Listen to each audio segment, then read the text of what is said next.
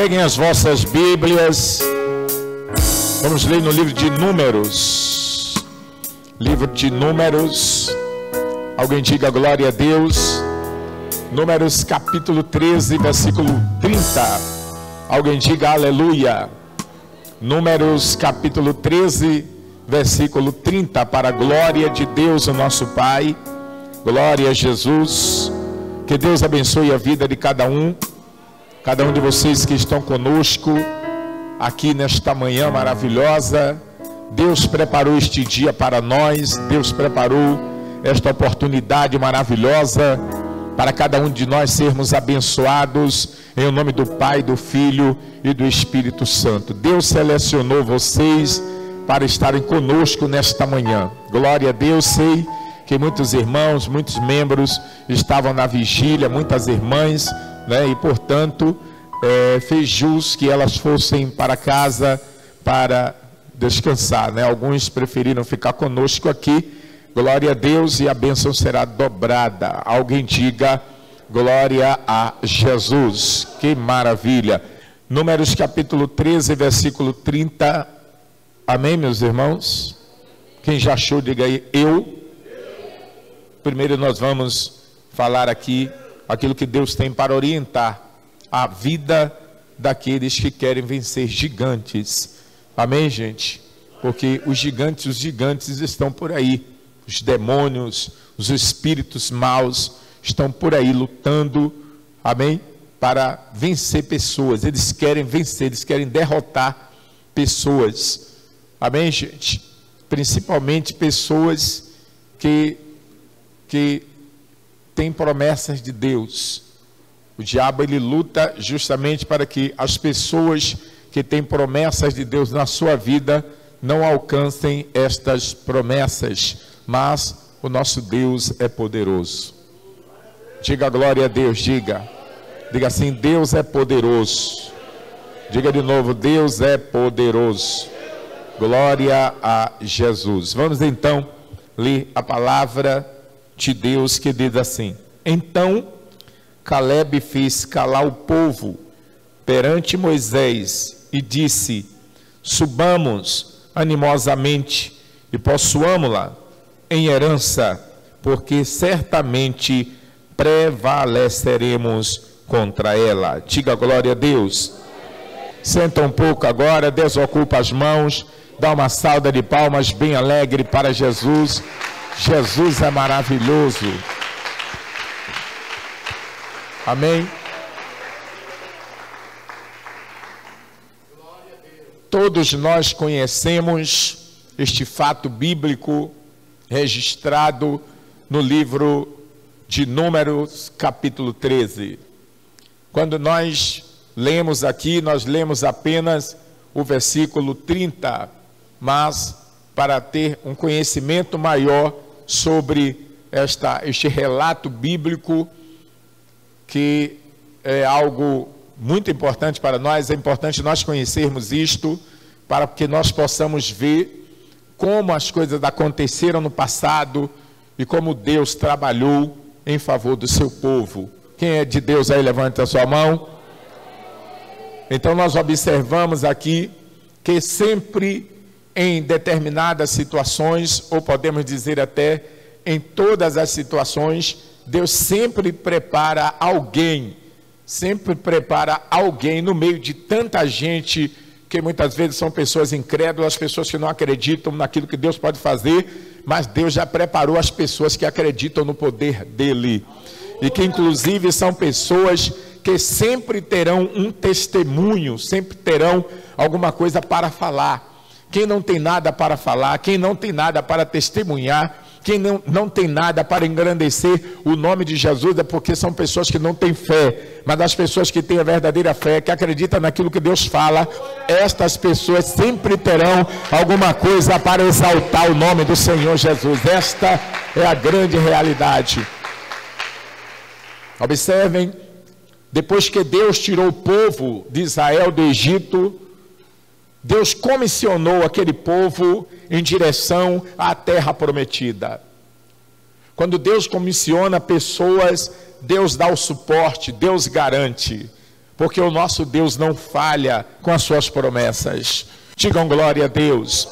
Observem que Deus comissionou o seu povo, após havê-lo tirado do Egito, da escravidão. Agora Deus guiava aquele povo para uma terra, e Deus intitulou aquela terra, terra prometida, terra que emana leite e mel. Olha só, Deus tira da escravidão, e agora Deus quer levar este povo para uma terra onde ele mesmo intitulava terra prometida, terra que emana leite e mel. Então, após o sofrimento vem a recompensa. Quem crê na recompensa de Deus para a sua vida? Após um período de luta, é isto que a palavra de Deus nos mostra, é isto que Deus nos ensina por intermédio da sua palavra, e é uma lição poderosa que aprendemos aqui neste texto, quando nós pegamos o capítulo 13 e seguimos na sequência lendo seus versículos, podemos observar que após o sofrimento, após lutas, após uma sequência de situações indesejáveis, desagradáveis, Deus traz agora a recompensa. E depois de podemos dizer, um período bem elevado de escravidão, de cativeiro no Egito, agora Deus traz o seu povo para uma terra que um cacho de uva para ser carregado dependia de 2 homens. Olha só que coisa tremenda. Imagine você levando um cacho de uva que você não aguenta carregar. É isso que Deus quer dizer através da sua palavra. A bênção dele para nós é tão grande que sozinho não conseguimos carregar. Chame seu pai, sua mãe, seus filhos, seus netos, seus vizinhos, seus irmãos, seus amigos, para levar as bênçãos de Deus junto com você. Então, diante disto tudo, eu gostaria de falar rapidamente sobre um tema. E o tema é: não subestime as promessas de Deus. Não subestime as promessas de Deus. Alguém levante a sua mão direita e diga assim: eu não irei. Fala mais forte que eu quero ouvir, vamos lá. Eu não irei subestimar as promessas de Deus em minha vida. Agora dá uma salva de palmas bem alegre para Jesus.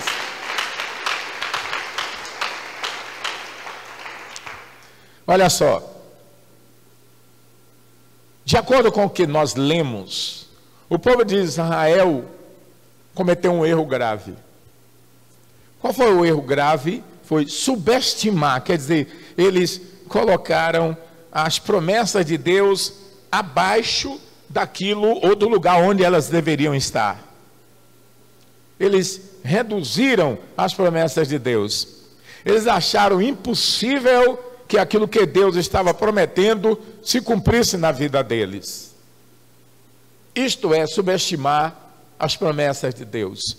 Subestima-se as promessas de Deus quando você acha que alguma coisa que você está esperando que aconteça ou que você precisa que aconteça na sua vida está difícil de acontecer.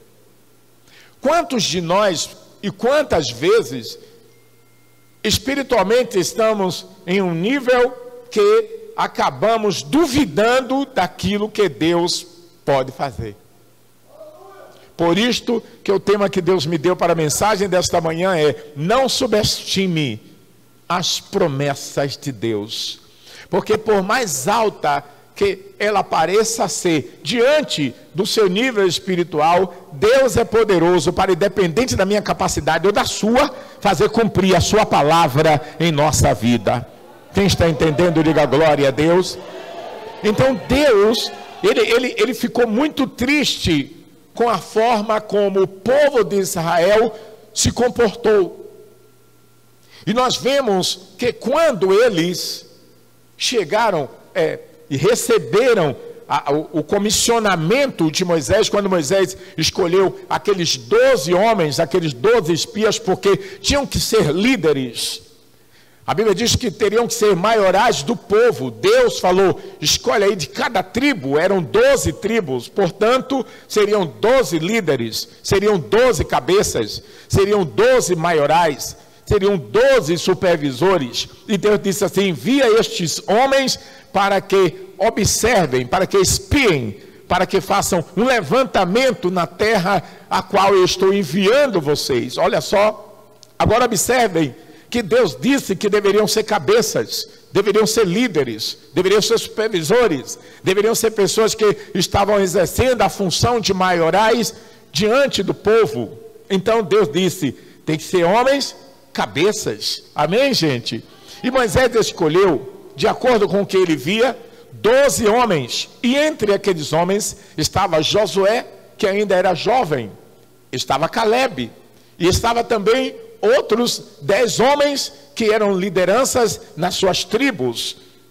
E agora aqueles homens foram até a terra. Moisés disse, olha lá se a terra é boa ou se a terra é ruim. Olha lá, se o povo que está nesta cidade é um povo fraco ou se é um povo forte. Observem lá se estas cidades são grandes ou se são pequenas. Observe toda a situação geográfica. Observa também se elas têm montanhas. Observa como é o fruto desta terra. E aqueles homens foram de acordo com a orientação de Moisés.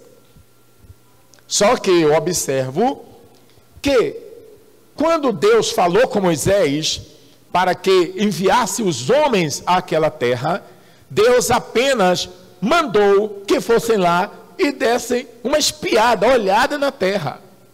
Eu não vejo aqui Deus mandando, ou Deus falando para olhar se a terra era boa ou se a terra era ruim, porque se Deus já havia dito que a terra manava leite e mel, então a terra certamente é boa. Quem está entendendo, diga glória a Deus.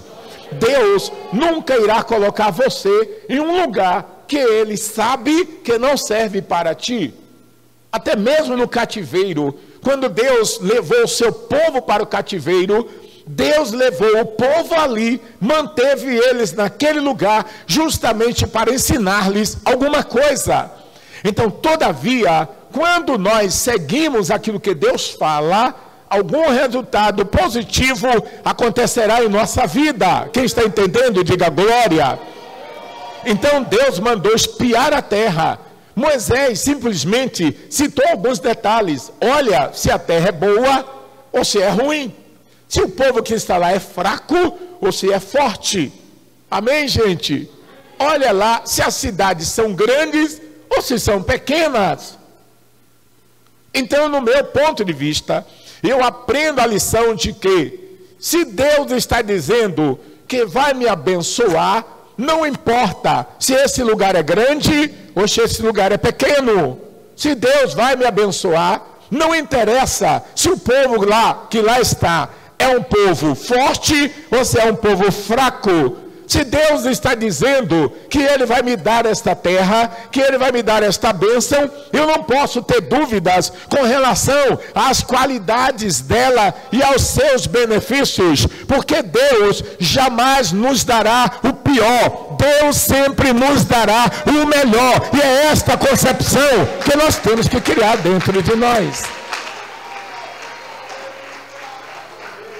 Não subestime as bênçãos ou as promessas de Deus. Tome cuidado com a sua oração. Tome cuidado com o pedido ou a forma que você vai pedir alguma coisa a Deus. Tome cuidado. Quem sabe, muitas vezes tem pessoas que quando estão desempregadas, elas oram e dizem, Deus abre uma porta para mim. Aí, naquela situação, Deus responde e abre uma porta de emprego para aquela pessoa, e aquela pessoa vai toda alegre, conta a bênção até na igreja, mas depois de alguns dias, ele começa a olhar para um lado, para o outro, alguém chega para aquela pessoa e diz assim, mas você é um profissional deste, trabalhando naquela empresa tão pequena, mas não foi Deus que abriu as portas para você ali? Aí alguém vem e diz assim, mas você, uma profissional deste jeito, você é uma ótima professora, está ensinando nessa escola pequena, mas aquela escola pequena que você está ensinando, foi justamente nela que Deus abriu as portas para você, quando você estava desempregado. Você é uma pessoa tão elevada, e você está se submetendo a esta situação. Olha, se eu fosse você, eu ia procurar uma coisa melhor. Então quer dizer que Deus te deu uma coisa ruim? Tudo que Deus dá para nós é bom.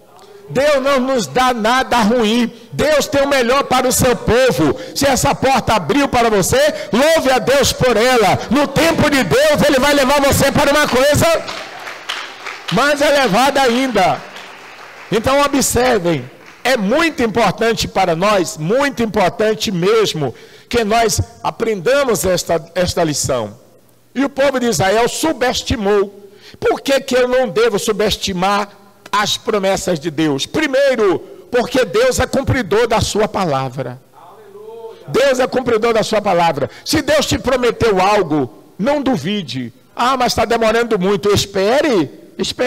Peça a Deus a chamada paciência, a capacidade de aguardar com que as coisas aconteçam no seu tempo devido. Porque na realidade paciência é o conceito que nós temos para ela. É a capacidade de esperar, é a capacidade de manter a calma, é a capacidade que Deus nos dá para que nós possamos esperar que as coisas aconteçam no tempo devido. Por isso que muitas pessoas se precipitam e entram por becos sem saída e acabam se dando mal na vida simplesmente porque elas não receberam ainda ou não cultivaram. Porque na realidade, se Deus desse para um e não desse para o outro, é como se fosse uma questão de injustiça. E Deus não é injusto. Deus deu a paciência para todas as pessoas. Contudo, existem pessoas que valorizam isto e cultivam. Existem pessoas que não valorizam e, portanto, não cultivam. Então a paciência é uma virtude, a paciência é um poder que Deus deu para cada ser humano. Todos os seres humanos têm esta virtude em si, contudo, uns valorizam ela e outros não. Até porque existem pessoas que acham que ser paciente é ser bobo. Ser paciente é ser tolo. Ser paciente é estar servindo de alguns tipos de manuseio de pessoas. Não, você é muito paciente, você está sendo manipulado. Mas não é assim. A paciência, as pessoas pacientes geralmente são inteligentes. Mas Deus deu inteligência para um e para outro não. Quem te falou isto? Se Deus desse inteligência para uns e não desse para outros, isso seria também uma situação de injustiça. E Deus não é injusto, Deus é justo. Deus é justo. Alguém levanta a sua mão e diga: Deus é justo. Sim, pastor, então me explica aí esta questão da inteligência, porque tem horas que eu acho que eu não sou inteligente, eu acho que A, B, C, D é mais inteligente do que eu. Quem te falou isto? A questão entre a inteligência e a falta dela é justamente o esforço. Existem pessoas que são mais esforçadas, mais dedicadas, mas o nível de inteligência é o mesmo. A questão é a dedicação das pessoas. Existem uns que se dedicam mais, outros se dedicam menos. Esta é a diferença, mas o nível de inteligência que está na sua mente está na minha também. O intelecto é semelhante. A questão é o esforço. Pessoas que enfrentam desafios, como neste caso aqui, nós vemos Josué e Caleb fazendo a diferença. Entre 10 homens, ali tínhamos 12. 10 subestimaram, 2 valorizaram. Por que nós podemos observar o porquê que Josué e Caleb não subestimaram a promessa de Deus? Por quê? Porque eles eram pessoas que tinham intimidade com Moisés, andavam com Moisés, ouviam Moisés, sabiam o que Deus falava com Moisés. É muito importante quando você anda com pessoas, se aproxima de pessoas que Deus fala com elas e elas valorizam aquilo que Deus fala. Então você começa a aprender a ter as mesmas características daquela pessoa. Esta foi a diferença. Nós podemos ver que Josué o tempo todo estava perto de Moisés, então ele ouviu de Moisés. É muito difícil. Uma pessoa que anda perto de pessoas que são dedicadas também não tem uma tendência para a dedicação. O ambiente influencia, e a influência pode alterar o ambiente. É assim que nós compreendemos as coisas. O ambiente que você vive, o ambiente que você anda, as pessoas que você se comunica com elas, tudo isso faz parte do seu desenvolvimento. Então nós vemos que Josué e Caleb, eu não vejo na história Moisés conversando com Caleb, mas nós vemos sempre a Bíblia Sagrada se referindo a um diálogo entre Josué e Moisés. Então nós vemos que, eu posso entender que, embora Caleb não era tão próximo de Moisés, mas Caleb era próximo de Josué. Ainda que você não seja tão próximo daquela pessoa que tem toda aquela bagagem, todo aquele conteúdo, mas você está próximo de alguém que anda com ele. Vai fazer a diferença. Vai fazer a diferença. Então, não subestime as promessas de Deus. Por quê? Porque Deus é cumpridor da sua palavra. Olha só o que está escrito no livro de Ezequiel, capítulo 12, versículo 28. Portanto, não será mais adiada nenhuma das minhas palavras, e a palavra que falei se cumprirá, diz o Senhor. Muitas vezes existem promessas que demoram em nossa vida, sabe por quê? Porque Deus adia elas. Ezequiel capítulo 12, versículo 28. Existem promessas que Deus adia.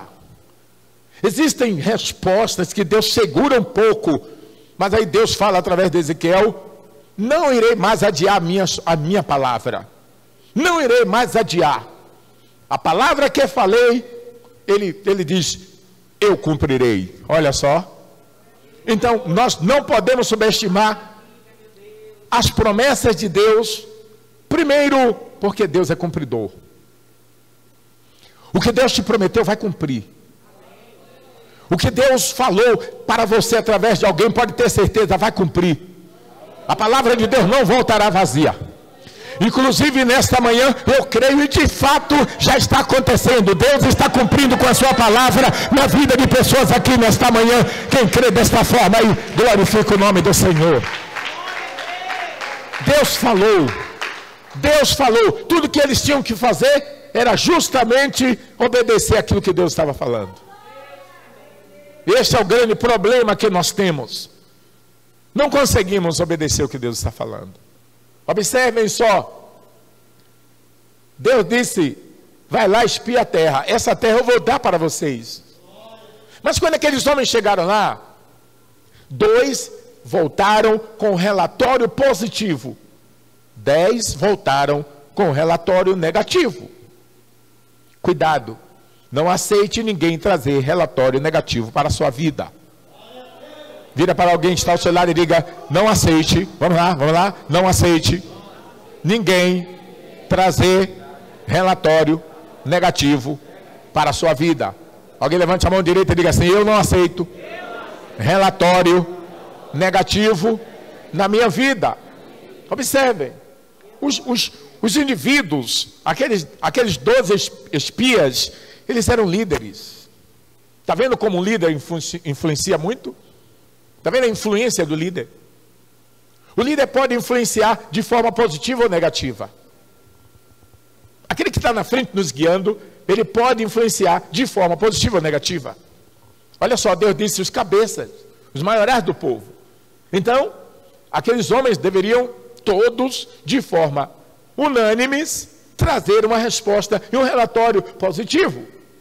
Mas quando eles voltaram, olha só, inflamaram o povo. Chegaram lá e disseram: não, nós não podemos descer para lutar contra eles. É um povo forte. O povo é valente. Os gigantes estão lá. Nós não temos como vencer eles. Mas vejam as palavras de Josué. Josué, muito animado, entusiasmado, ou seja, Caleb e Josué. Então nós vemos que eles tomam a palavra para dizer: não, certamente nós venceremos. Nós devemos sim ir lá, tomar a terra, possuir ela. O Senhor é conosco. Olha as palavras diferentes. Olha só, quando você está perto de alguém que crê que Deus está consigo, e alguém que está totalmente para baixo, se sentindo vencido, achando que nada na vida dá certo. Mas quando você está ao lado de alguém que está dizendo: não, eu creio, Deus vai mudar a situação, você verá que as coisas começarão a mudar para que o nome de Jesus Cristo seja glorificado. Observem aqui, podem glorificar a Deus.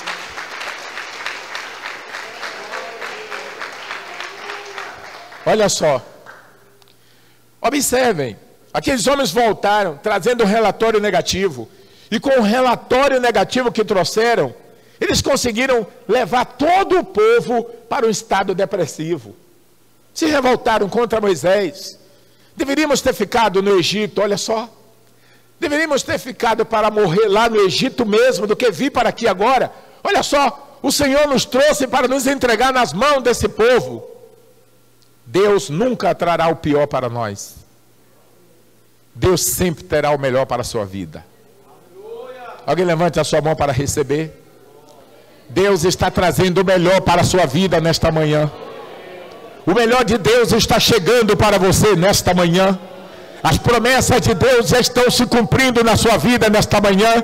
Agora glorifica Ele, porque Ele está te dando vitórias sem medidas nesta manhã de hoje. Aleluia. Então, para não subestimar as promessas de Deus, primeiro eu devo crer que Deus é cumpridor da sua palavra. Segundo, faça apenas aquilo que Deus mandou. Não altere as coisas. Faça apenas aquilo que Deus mandou. Pastor, mas como é que Deus vai mandar eu fazer alguma coisa? Ore. Ore. Se você orar, antes de tomar qualquer decisão na sua vida, pode ter certeza, Deus usará alguém para falar contigo. Quem já teve uma experiência desta? Deus usar alguém, chegar para você assim, ó, e e falar tudinho para você. Faça apenas o que Deus mandou. Não passe na frente de Deus. Não deixe suas emoções dominar a sua vida. Não deixe suas emoções dominar a sua vida. Diga glória a Deus. Uma certa feita um irmão contando para mim, olha só, ele foi em um culto, e quando chegou lá na hora da oferta, o pregador disse, você agora que tem fé, vai dar tudo que você tem no bolso. Aí ele foi lá, tenho fé, meteu a mão no bolso, tirou todo o dinheiro e deu de oferta naquela igreja. E quando terminou o culto, e agora como é que eu vou para casa?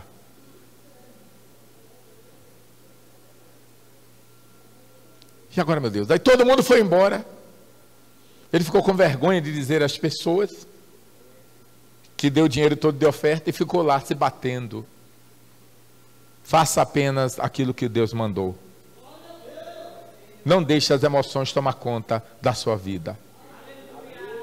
Como que você vai pegar tudo que você tem e dar e depois você vai ficar como? Numa situação escandalizando? Faça apenas aquilo que Deus mandou.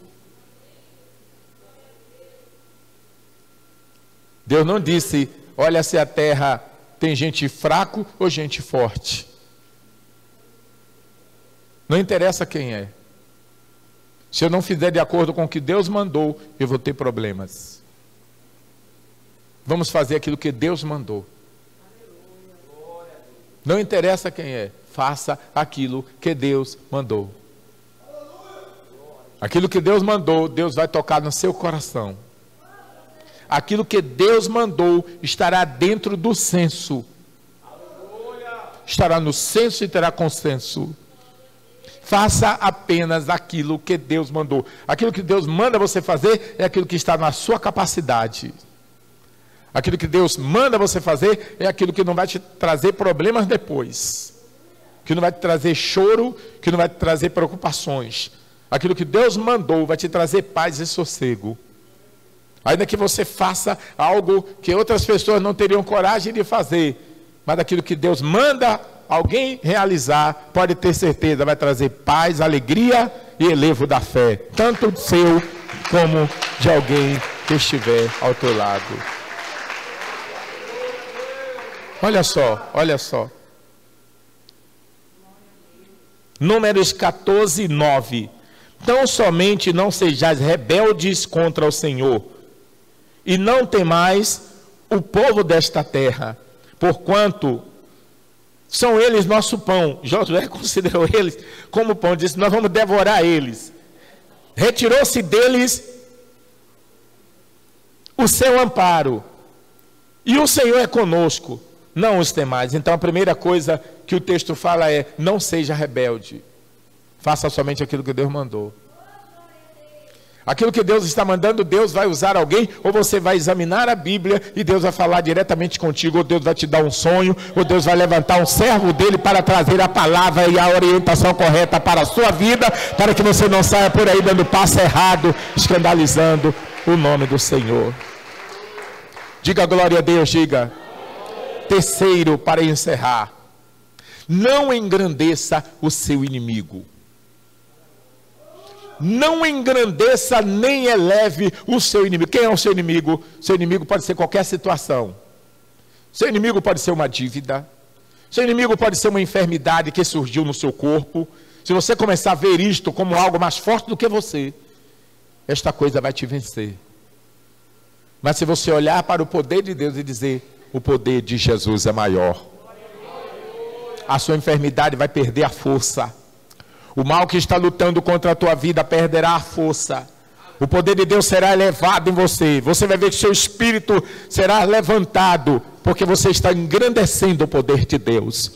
Cada vez que você engrandece o poder de Deus, o Senhor fortalece você. Ele te levanta para um nível maior do que o teu problema. Nunca subestime a promessa. Mas na promessa, pastor, eu estou vendo a minha vida não, em nome de Jesus, não engrandeça o adversário. Deus está acima de tudo. Quem crê que Deus está acima de tudo, glorifica Ele. Ele está acima de tudo. Olha só. Os filhos de Israel, líderes, eles espalharam entre o povo de Deus um relatório muito negativo. Foi muito negativo. Então nós não devemos aceitar, relatório negativo em nossa vida. Números 13, 32b. Todos os que vimos são de grande estatura. Olha só. Observe que aqueles homens que não tinham um preparo espiritual, eles falaram logo: todos que nós vimos, todos. Olha só. Todos que nós vimos eram de grande estatura. Números 13, 33. Vimos também os gigantes, os descendentes de Enaque, diante de quem parecíamos gafanhotos, a nós e a eles. Olha só. Agora vejam só, conforme Números 13, 21, parte B,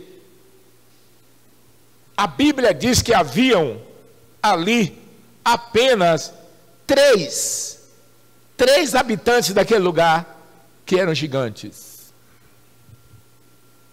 Quem eram eles? Aimã, Sesai e Talmai, descendentes dos filhos de Anak. Segundo a história, os filhos de Anak, que eram realmente gigantes, era uma cidade só de gigantes, e quando aqueles caras iam afrontar, eles afrontavam a terra, por isso que a terra era cheia de violência, porque eles eram considerados os filhos de Deus, que se misturaram com as filhas dos homens.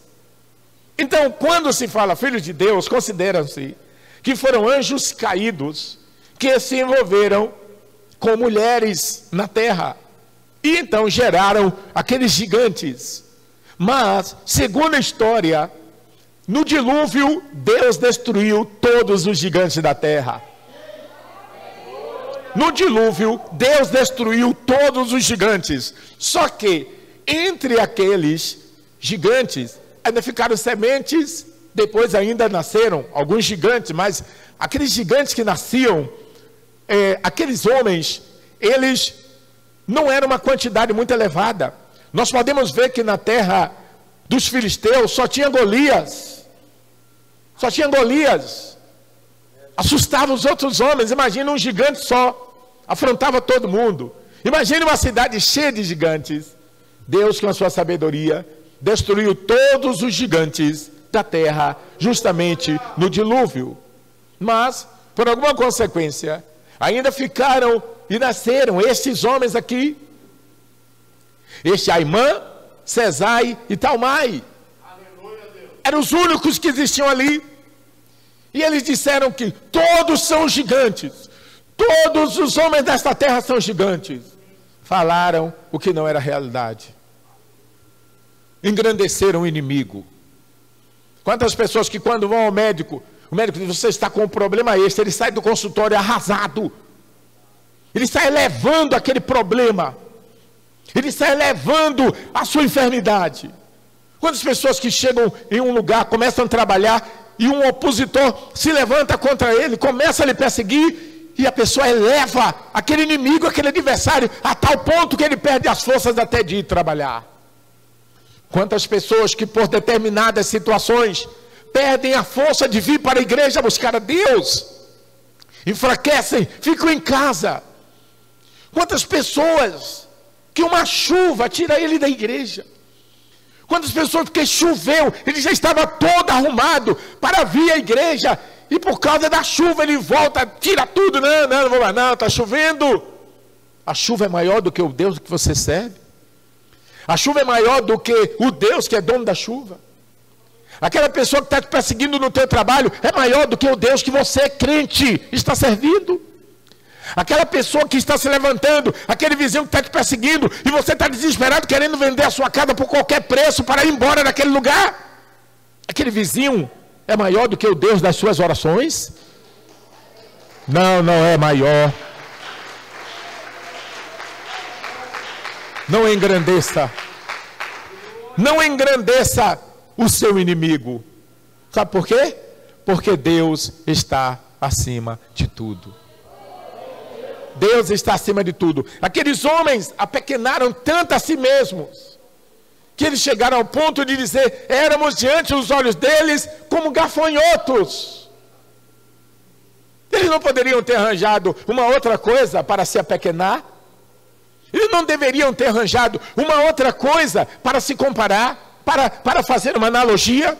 Por que gafanhotos? Para que serve gafanhotos? Gafanhotos serve apenas para ir lá de madrugada e devorar tudo. E depois as pessoas pisam e matam com os pés. Isto envergonhou, isto entristeceu o Espírito Santo. Então nós podemos vencer. Primeiro, como nós devemos fazer? Acreditar que Deus é cumpridor de suas promessas. Deus cumpre com a palavra dele. Esta é a nossa segurança. Não importa quantos dias vai levar, não importa quantos anos levarão, não importa quanto tempo, o tempo não me compete, nem a mim, nem a você. O tempo compete a Deus. O que nos resta é esperar. Deus me dê forças para esperar. Eu não preciso de forças para receber, eu preciso de forças para esperar. Você precisa de forças para esperar. Tem gente, meu Deus, me dê força, porque eu quero receber esta bênção. Quem te falou? Você não precisa de força para receber, você precisa de forças para esperar. Porque quando você espera, Deus cumpre a promessa na sua vida com alegria.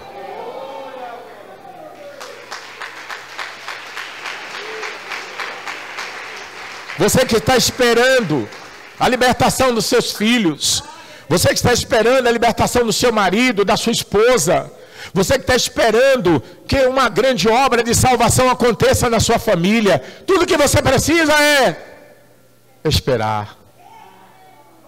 Esperar. Por que esperar? Porque Deus é cumpridor da sua palavra. E Ele tem uma promessa para nós. E a promessa dele é grandiosa. A promessa dele não falha, a promessa dele é poderosa, a palavra dele, a promessa dele é infinita. Ele está realizando uma grande obra nesta manhã e portanto nós venceremos os gigantes da nossa vida. Meu Deus, aleluia, diga glória a Jesus. Levante a sua mão direita e diga, eu vencerei gigantes. Diga de novo, eu vencerei gigantes. É só você acreditar que Deus é cumpridor de todas as suas promessas. Faça apenas aquilo que Deus mandou. Não passe na frente de Deus. Faça o que Ele mandou. Diga glória. Deus está falando alguma coisa conosco aqui nesta manhã. Ele está dizendo: acredite que eu sou cumpridor das minhas palavras. Tem gente aqui que vai viver realidades de Deus hoje.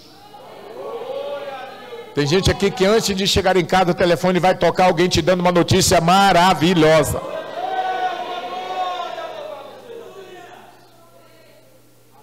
Tem gente aqui que esta semana aqui começa aí, ó, Deus vai começar a fazer um reboliço novo na sua vida. Sabe por quê?